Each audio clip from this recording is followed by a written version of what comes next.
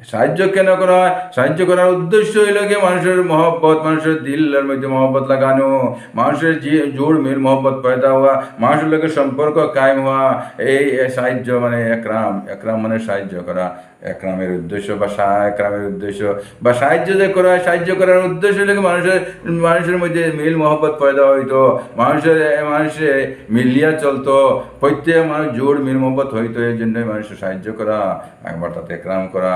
এটার ফজিলত কি? ফজিলত হলে গিয়া যে এটার ফজিলত, যদি কোনো মানুষের সাহায্যের নিয়তে যদি মানুষের কদম উঠায়, তাহলে 10 বছরের এতেকাবের সওয়াব, একদিনের এতেকা 3 খন্দক জাহান্নাম হরিয়া যায়। আসমান এবং জমিনের মধ্যবর্তী জায়গাকে খন্দক বলা হয়। ওইভাবে 3টা খন্দক জাহান্নাম সরিয়া যাবে 3 খন্দক একদিনের এতেকাবে।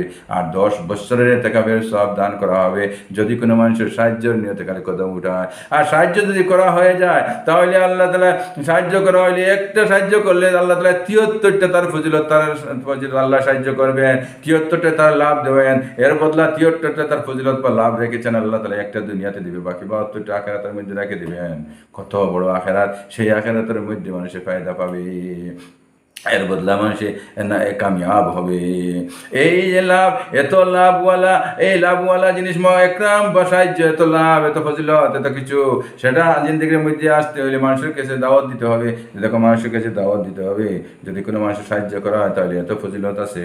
যদি কোনো মানুষের সাহায্য করা হয়, তাই আল্লাহ তাআলা যদি সাহায্য করা হয়, তাহলে এত ফজিলত। যদি একটা খাজুর আল্লাহ রাস্তার মধ্যে একটা সাহায্য যদি করা হয়, তাহলে প্রথম সাহায্যের সাথে উঠার সাথে সাথে আল্লাহ তাআলা 10 বছরের এতেকা সাবধান করেন। আর সাহায্য করলে 73টা হাজত আল্লাহ তাআলা পুরা করে দেন।